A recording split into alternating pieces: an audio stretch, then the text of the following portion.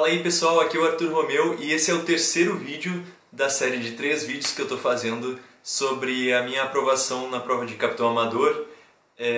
A prova que eu fiz foi a prova número 1 de 2020 e se você ainda não viu os outros vídeos, eu sugiro que você veja. O primeiro vídeo, basicamente, a gente fala sobre o que eu fiz para passar.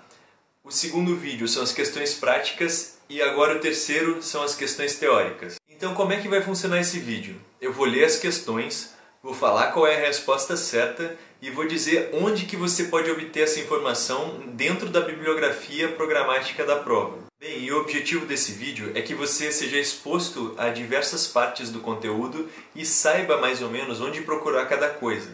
Foi basicamente assim que eu estudei. Então vamos lá, questão 2.1. Em um radar, sendo a distância do alvo determinada pela medição do tempo requerido para um pulso de energia deslocar-se até o alvo e retornar como eco refletido, é necessário que se deixe um intervalo de tempo suficiente entre dois pulsos sucessivos, de modo que o eco de qualquer alvo localizado dentro do alcance máximo do sistema possa retornar e ser recebido, pois, do contrário, a repetição dos ecos mais distantes seria bloqueada pelo pulso seguinte transmitido. Devido a este fato, o alcance máximo de um radar, além de outros fatores, depende do ou da... A resposta dessa questão era a letra C, Charlie, FRI. Agora, onde que a gente pode encontrar essa informação? No Huygens, volume 1, na página 409, bem pertinho do rodapé, tem o tópico Frequência de Repetição de Impulsos, ou FRI. Ele diz que a FRI é o número de pulsos transmitidos por segundo. Para a operação do radar, deve ser deixado um intervalo de tempo suficiente entre dois pulsos sucessivos transmitidos, de modo que o eco de qualquer alvo localizado dentro do alcance máximo do sistema possa retornar e ser recebido, pois, o contrário, a recepção dos ecos dos alvos mais distantes seria bloqueada pelo pulso transmitido seguinte. Assim sendo, o alcance máximo de um radar depende da sua FRI. Então, basicamente, a gente pode ver que muitas questões são tiradas copia e cola dos livros. Então, isso daí é só para vocês verem mais ou menos qual que é o nível de certas questões da prova. Só de você ler, você já consegue ter um insight, se você conseguir lembrar do que você está estudando. Na hora da prova, muita coisa vem à tona e você consegue matar muitas questões assim. Vamos lá, questão 2.2. Em alto mar, um capitão amador se viu numa região com chuvas intensas que prejudicavam a detecção radar de alvos no meio dos aguaceiros. Devido a esse fato, optou pela utilização do radar de banda X. Sua escolha foi... A resposta dessa era a letra alfa. Errada, pois o radar de banda S seria menos afetado pelas chuvas intensas. Mais uma vez, e muito perto da questão anterior, na página 409, a gente pode ler, segundo Huygens, volume 1, é o que a gente está vendo aqui, a bibliografia, da onde foi tirada essa questão. Conforme visto, os radares de navegação operam nas faixas de frequência S, de comprimento de onda 10 cm para navegação oceânica e navegação costeira, e X, com comprimento de onda de 3 cm para navegação em águas restritas, para aproximação e aterragem e navegação em portos e canais. Passando um pouquinho mais para frente, no próximo parágrafo, a gente lê que nos radares de banda X de 3 cm, a imagem é mais detalhada e os contornos são mais bem delineados que nos radares da banda S de 10 cm. Em contrapartida, o alcance é menor para a mesma potência e, além disso, os radares da banda X são mais afetados por fenômenos atmosféricos e meteorológicos, como chuva, granizo, neve, etc., que degradam a qualidade da apresentação, podendo até mascarar completamente a imagem. Então, basicamente, é papum do livro. Você leu, você aprendeu que a banda S é menos afetada por chuva e granizo, é só responder. Letra A, errada, pois o radar de banda S seria menos afetado pelas chuvas intensas. Questão 2.3. Para um radar operar no modo de orientação North Up ou Course Up, é necessário que esteja. A resposta dessa questão era a letra delta. Estabilizado por uma agulha ou dispositivo que indique a proa ou o rumo seguido pela embarcação. Bem, essa questão a gente também pode tirar do Huygens volume 1, que diz na página 419 a respeito da apresentação estabilizada do radar. Ele fala que a apresentação no PPI, que é o Plan Position Indicator, pode ser estabilizada ou não estabilizada. Quando o radar recebe e utiliza a informação da agulha giroscópica, a apresentação é estabilizada, ou seja, é orientada de modo que o norte verdadeiro seja representado para cima na direção 000 da graduação do perímetro da tela. Mostra uma figurinha para ilustrar isso. Então, o que isso significa? O que significa o norte verdadeiro estar para cima? É justamente o modo de orientação North Up. Questão 2.4. Na linguagem GPS, a função que fornece o tempo estimado de navegação entre a posição atual da embarcação e um determinado waypoint da derrota chama-se... Bem, a resposta correta dessa questão era a letra bravo, B, ETE. ETE é uma sigla que significa Estimated Time en Route. Em português é o tempo estimado em rota. Para essas siglas de GPS, eu normalmente procuro em um glossário de alguma empresa que fabrique GPS. Então eu vou deixar na descrição do vídeo para vocês um link para o site da Garmin, é uma empresa bem famosa aí, vocês devem conhecer, que é o link para o glossário deles que diz que o ETE, o Estimated Time en Route, é basicamente o tempo que vai demorar para você chegar no seu destino. Então é exatamente o que a questão pedia. Se a gente ler aqui de novo, a função que fornece o tempo estimado de navegação entre a posição atual da embarcação e um determinado waypoint tem que ser ETE. Aqui uma dica é você reparar que é um waypoint da derrota. Ele não é o destino. Então, embora tenha a letra ECO, ETA, que é o Estimated Time of Arrival, que é o tempo de chegada, não é isso que ele está pedindo. Ele está pedindo um waypoint da derrota, então é no meio da navegação. Então por isso que não é o ETA e é o ETE. Beleza, questão 2.5.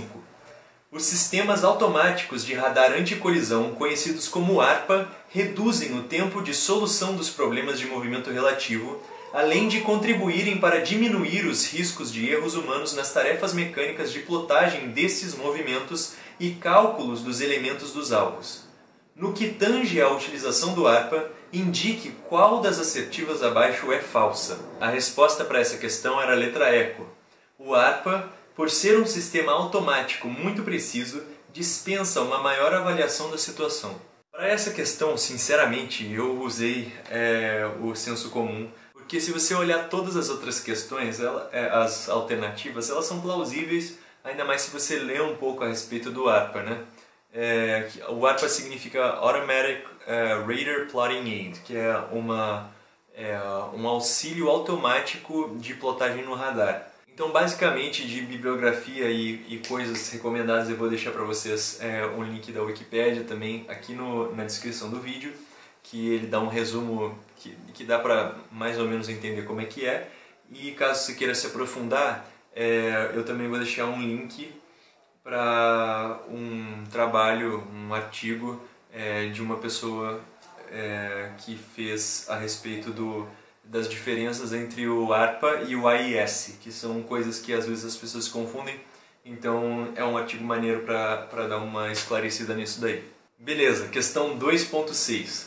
As informações transmitidas pelo AIS podem ser oriundas de outros equipamentos interfaceados ao sistema ou introduzidas manualmente pelo navegante. A situação da navegação, ou seja, o Navigational Status, é um exemplo de informação introduzida manualmente. Quanto a esta informação, podemos dizer que...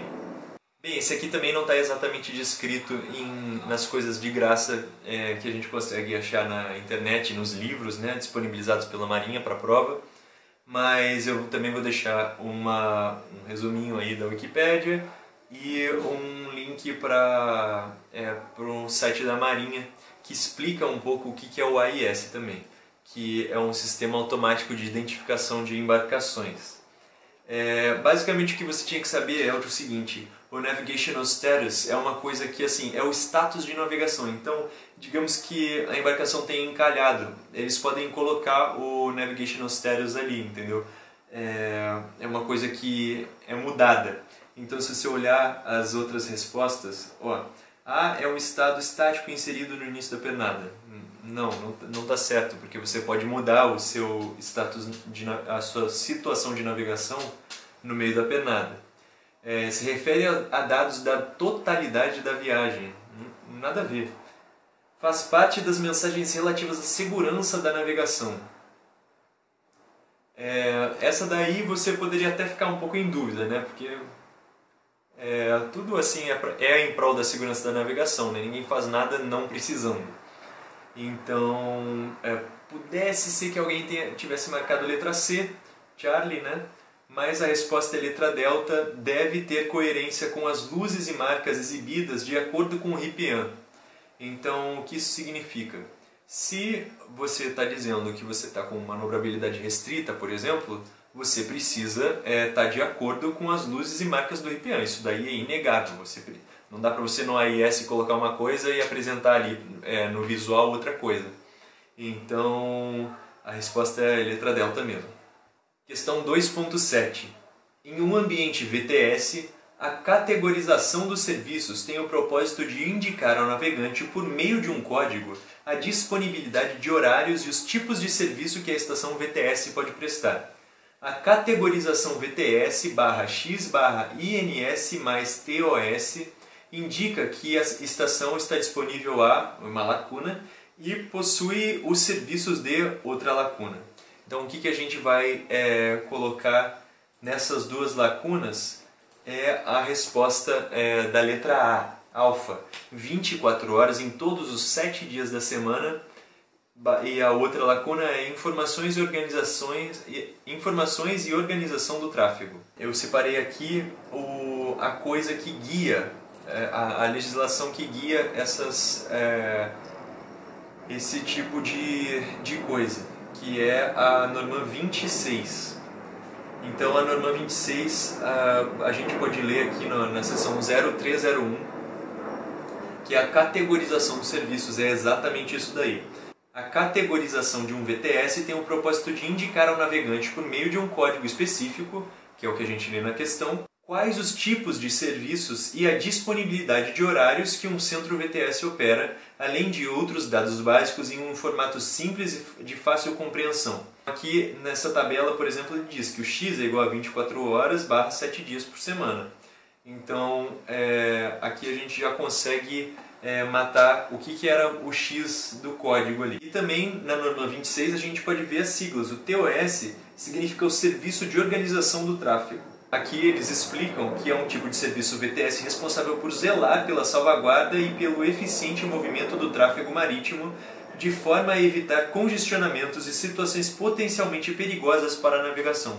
Então é uma boa dar uma lida aí nesse documento para você pelo menos se familiarizar ali com o que são as outras siglas, para caso caia na sua prova você consiga responder. Questão 2.8. Durante o movimento de sua embarcação com o ecobatímetro ligado, o navegante necessita lembrar que as profundidades mínimas registradas pelo aparelho não estão localizadas necessariamente abaixo da quilha da embarcação. Isso se deve, em grande parte... Bem, a resposta correta é a letra C, Charlie, a propagação do som em forma cônica. Aqui no Miggins volume 1 a gente também pode ver um esqueminha sobre a operação do ecobatímetro, e a gente pode ver essa propagação em forma cônica. Esse esquema está na página 308 do livro. Se você também tem o Navegar é Fácil, tem um quadrinho aqui que está escrito: não esqueça, a indicação de um veleiro poderá mostrar uma profundidade maior que a real quando usamos um transdutor só. Então o que isso significa? Se a sua embarcação estiver adernada principalmente, como a onda se propaga em forma cônica, você vê que a distância menor ali não é exatamente o que está logo abaixo da quilha.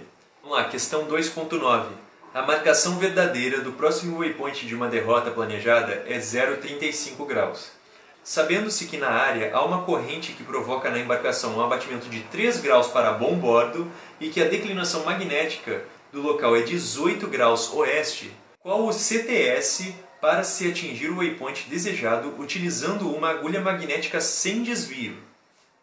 Então tá, o que é o CTS? CTS significa Course to Sail, Mais uma vez você pode ver o glossário de um manufaturador de GPS para você saber o que é essa sigla.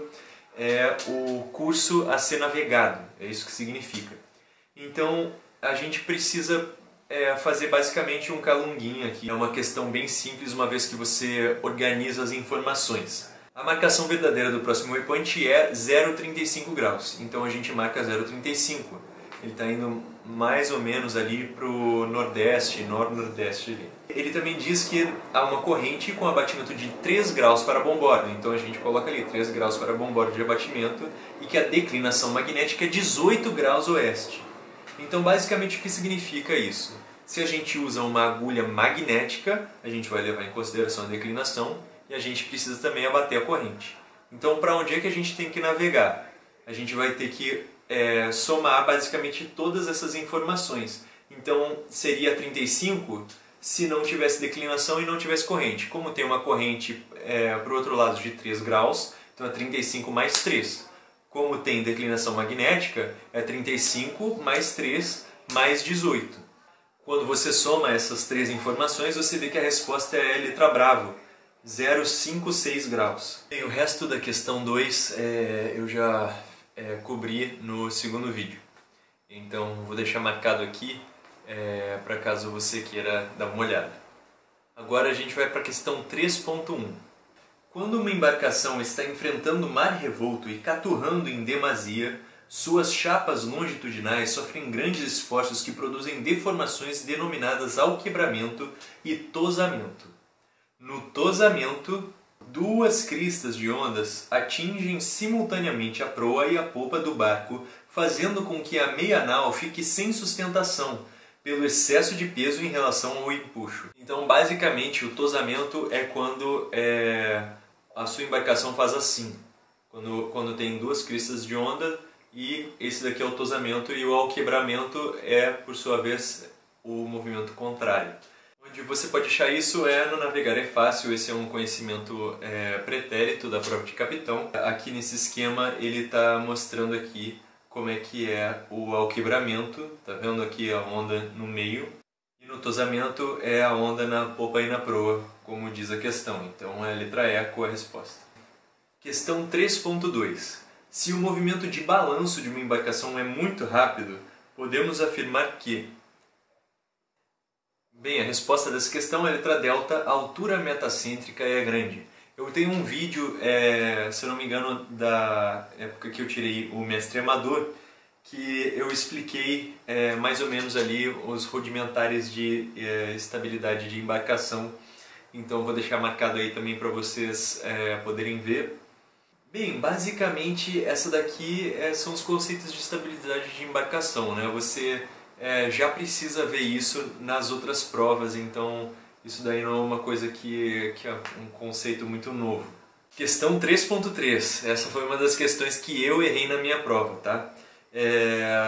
Considerando as causas, as condições e os efeitos que afetam a estabilidade de uma embarcação, qual das assertivas abaixo é verdadeira? Bem, a resposta correta é a letra Charlie, C. Uma embarcação, ao tomar uma banda permanente, quando aderna entre a linha de prumo e o ângulo de encosto, seu equilíbrio fica instável e inicia-se o processo de emborcamento. Eu tinha marcado a letra delta, que diz quando uma carga a bordo é içada através de um turco da embarcação, a altura metacêntrica é aumentada instantaneamente, como se a carga tivesse sido transferida para o ponto de içamento. Então, assim, se você fez o simulado e marcou a C, olha só, ótimo para você. Questão 3.4. Um veleiro possui um deslocamento de 13.000 kg com um calado médio de 1,85 metros na água doce e 240 kg por centímetro de variação de calado nessa condição de carregamento. Qual será o seu calado na água salgada? Bem, essa questão ela parece uma coisa assim, meu Deus do céu, agora vou ter que fazer milhões de contas. Mas o que você precisa saber dessa questão é o conceito de que na água salgada os corpos tendem a ter maior empuxo sobre eles, eles flutuam mais. Lembra aquela imagem famosa das pessoas lendo jornal no Mar Morto? É uma água muito salgada, as pessoas boiam mais. Então, se ele tinha 1,85 m de calado na água doce, ele precisa ter um pouco menos na água salgada. Tem como você calcular essa diferença, existem contas para isso. Mas para capitão amador, assim, as provas anteriores que eu vi eram sempre assim, mais ou menos disso aqui.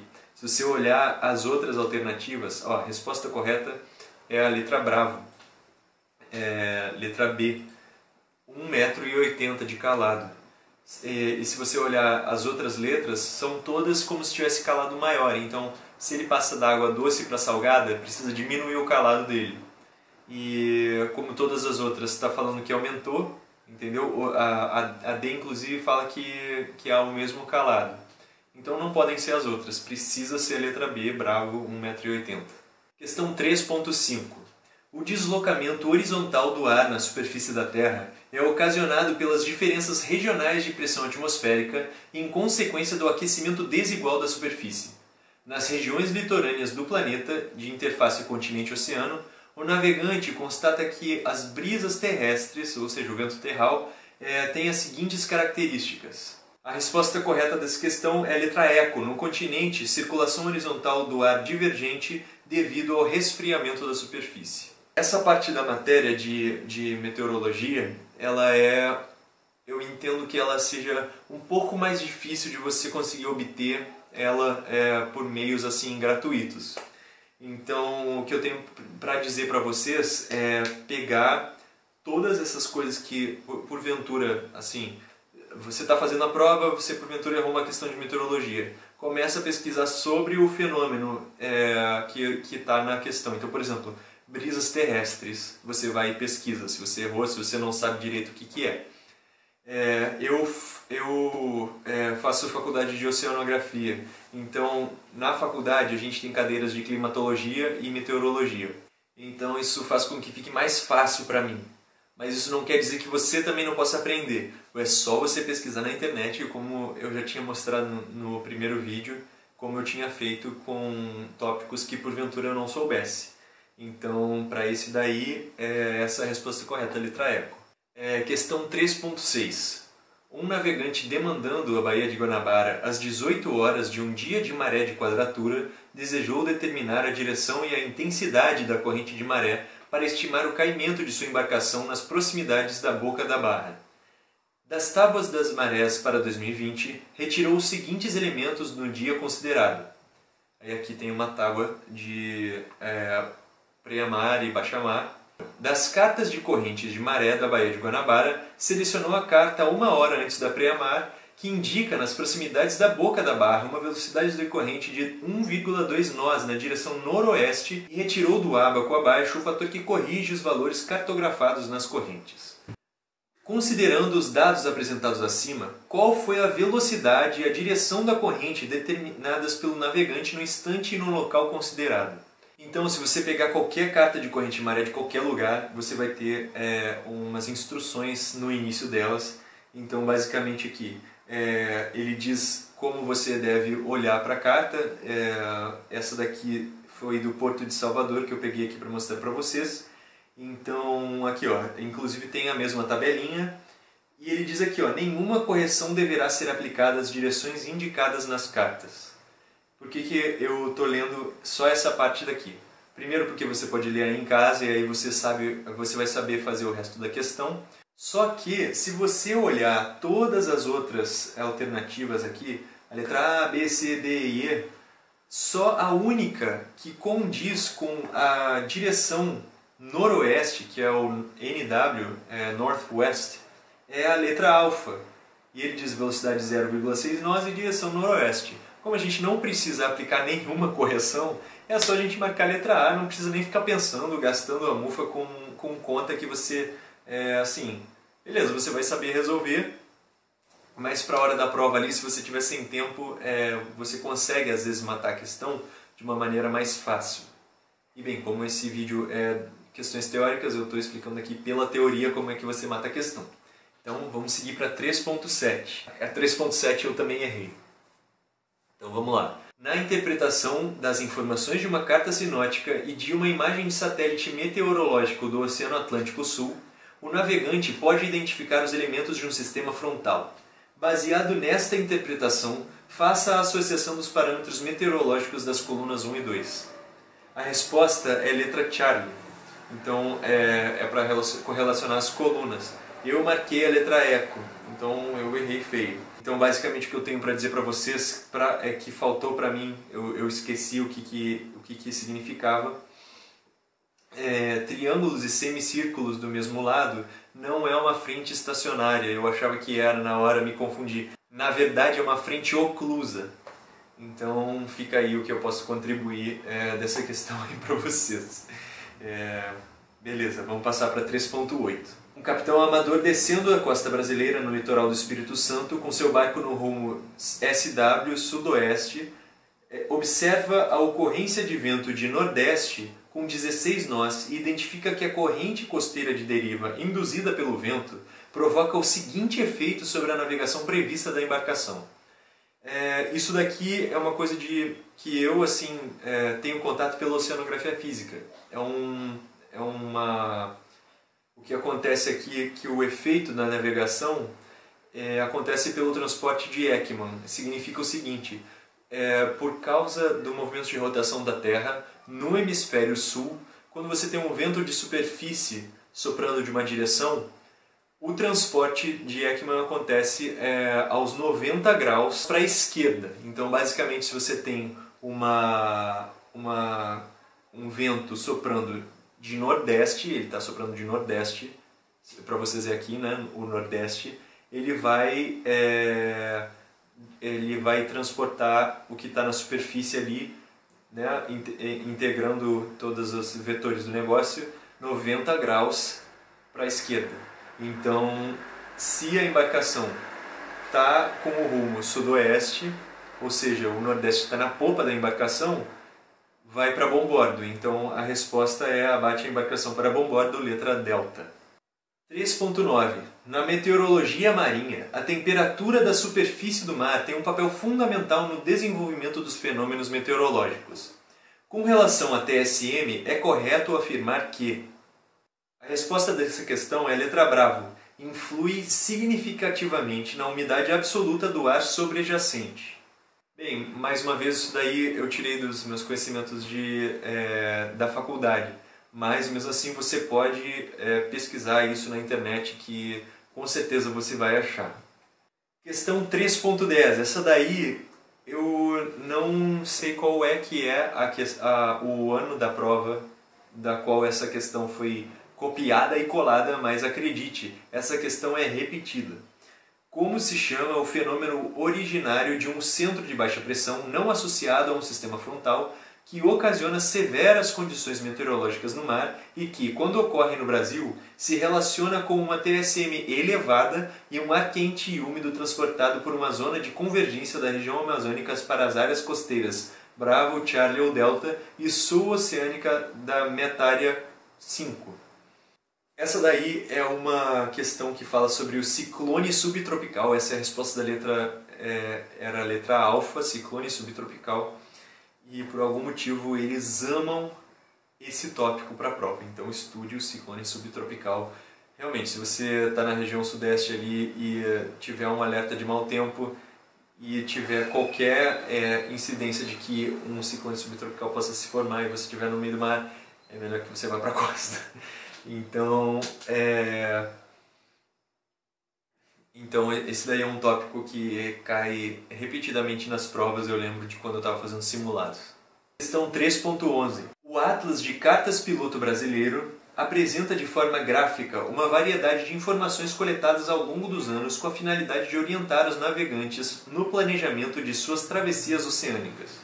Uma das informações mais importantes fornecida pelas cartas piloto são os ventos predominantes por áreas de 5 graus e em 5 graus na Metária 5, considerando as informações exemplificadas na roda dos ventos e pela escala das figuras abaixo, qual entre as opções apresentadas está incorreta? Bem, a resposta incorreta é a letra Eco. 3.12. Um capitão amador, navegando numa tarde de verão ao largo do Guarujá, em São Paulo, analisou a carta sinótica das 12 horas Zulu e observou a existência de um ciclone extratropical a leste de Paranaguá, com uma frente fria associada se deslocando para nordeste. O anemômetro de bordo indicava naquele momento o vento verdadeiro vindo de noroeste, tendo rondado no sentido anti-horário durante as horas precedentes. Em vista dessa situação, pode-se concluir que a resposta dessa questão era a letra delta. A embarcação do capitão se encontra na massa de ar quente do sistema frontal e a pressão na área está diminuindo. 3.13, essa daí eu também errei. O serviço rádio do cidadão, faixa do cidadão, também conhecido como alguma coisa, é um sistema de comunicações em radiotelefonia, incluindo a modalidade móvel marítimo. Opera no modo simplex, na faixa de HF, sendo o canal tal restrito ao tráfego de mensagens referentes a situações de emergência. Eu marquei erradamente a letra E com PY canal 70 e a resposta correta é PX canal 9. Essa daí realmente ficou faltando no meu estudo. Eu não sabia o que era, eu chutei com base nas outras coisas. Eu sabia que Navtex não era, VHF não era e SSB também não era, então só sobrou PX ou PY, então eu chutei errado. Agora a questão 3.14. Para indicar numa mensagem em radiotelefonia que grupos de letras do Código Internacional de Sinais vão começar a ser usados, deve ser transmitida a palavra. Essa daí também era uma questão igual a outras provas, isso daí é uma coisa bem básica. Embora Código Internacional de Sinais é CIS, o que você usa antes de usar os grupos de letras do Código Internacional de Sinais é interco, letra bravo. Então você precisa saber isso daí. É uma coisa que, se eu não me engano, tem no RIPIAN isso daí. Mas é um desses conhecimentos que, assim, sabe, ou você sabe ou você não sabe. Então dê uma pesquisada sobre o Código Internacional de Sinais que vai valer a pena. Questão 3.15. Os avisos aos navegantes são publicações periódicas editadas sob a forma de folhetos, com o propósito principal de fornecer aos navegantes informações destinadas à atualização das cartas e publicações náuticas brasileiras. Adicionalmente, são apresentados alguns avisos radionáuticos em vigor, bem como outras informações gerais importantes aos navegantes. Assinale a opção correta no que diz respeito aos avisos aos navegantes. A resposta dessa questão é a letra Charlie. Um aviso numerado N94P/19 indica tratar-se de um aviso preliminar da Costa Norte, número 94, no ano de 2019. Questão 3.16. Indique a principal vantagem dos transceptores VHF e SSB de bordo estarem integrados com o receptor GPS. A resposta correta dessa questão é a letra ECO, possibilidade de enviar automaticamente a posição da embarcação no caso de acionamento do botão Distress, do DSC. Essa daí é uma coisa que você precisa conhecer, né, os equipamentos. Não tem muito o que...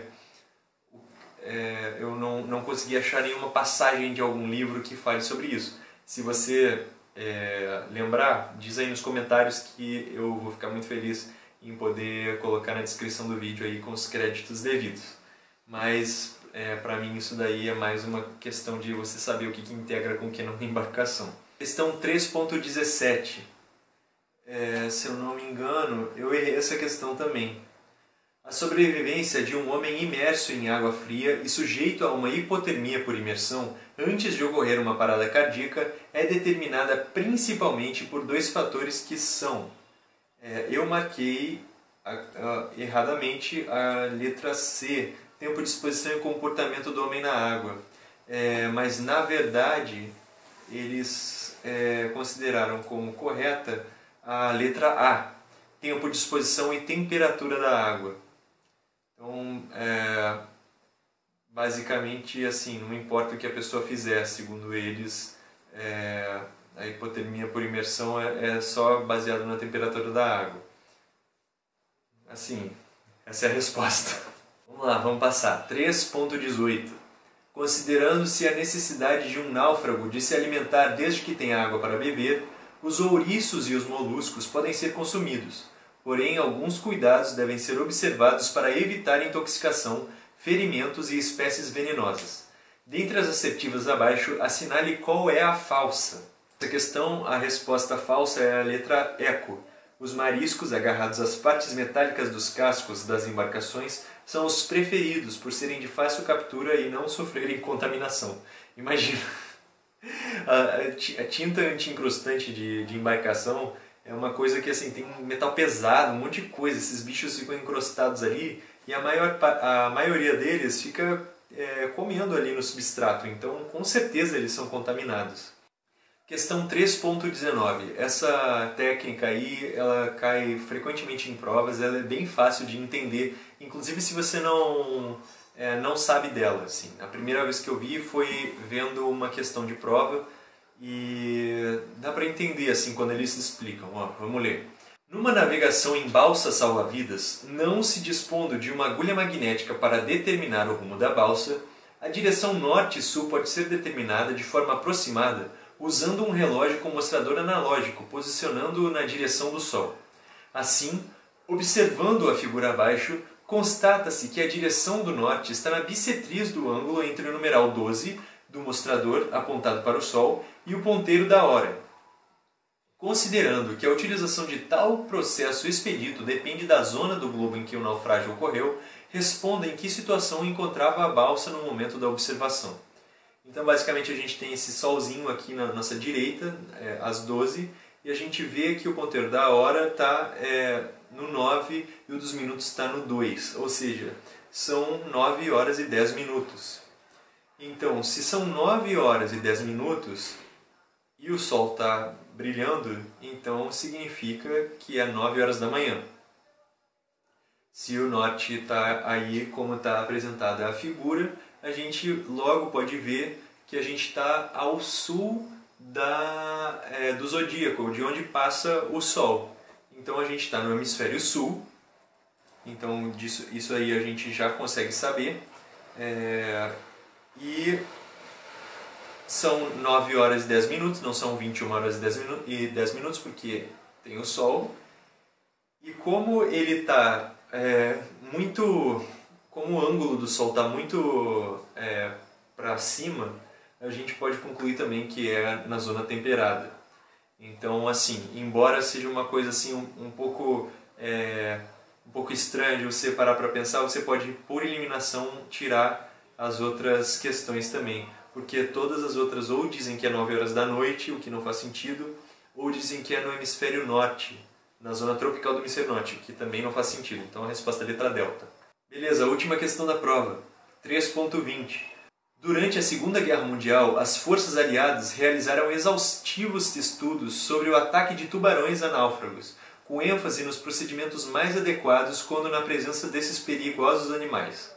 Com base nesses estudos e experiências anteriores, foi constatado que uma das medidas que pode surtir o efeito para reduzir os ataques estando o náufrago na água é... Eu sinceramente não sei também qual é a bibliografia que você pode achar isso daí. Então isso é basicamente assim, um senso comum, letra delta, nadar com movimentos fortes e ritmados, sem ser frenéticos, numa direção oblíqua que não cruze com o seu caminho. Então, por exemplo, a letra brava, a posição help não isso é para evitar afogamento. Movimentar-se freneticamente tentando espantá-los, isso também não é uma boa ideia. Retirar os sapatos e as roupas encharcadas para poder nadar melhor. Isso daí não tem nada a ver com o ataque de tubarão. Assim, o tubarão nada muito melhor do que o ser humano, então não vai ser um sapato que vai mudar qualquer coisa. E evitar que algum som alto seja emitido dentro d'água, isso daí também não faz muito sentido. Então chegamos ao fim do nosso vídeo, do nosso terceiro vídeo sobre a prova de Capitão Amador número 1 de 2020. Eu espero que com esse vídeo vocês tenham conseguido alguns insights assim, de como foi o meu processo de estudo e onde que vocês podem achar mais ou menos os tópicos que caíram na prova, as respostas, né? Então o que eu sugiro que você faça? Se por acaso você errou uma questão e não sabe direito, ou assim, achou que a explicação não foi tão contundente, pesquisa na internet, que ela é sua melhor amiga. Você vai conseguir muitas informações e vai aprender uma coisa para na próxima vez que você fizer um simulado ou sua avaliação, você tenha mais chances de passar. beleza? Então, as questões que eu errei na minha prova foram 4. Foi a questão 3.3, 3.7, 3.13 e 3.17. Bem, então é isso, pessoal. Eu vou ficando por aqui. Se vocês tiverem alguma outra bibliografia que fale a respeito desses tópicos da prova, que vocês queiram compartilhar, por favor, digam aqui nos comentários, que com certeza vai enriquecer muito mais o estudo de todo mundo. Beleza? Eu sou Arthur Romeu e até a próxima.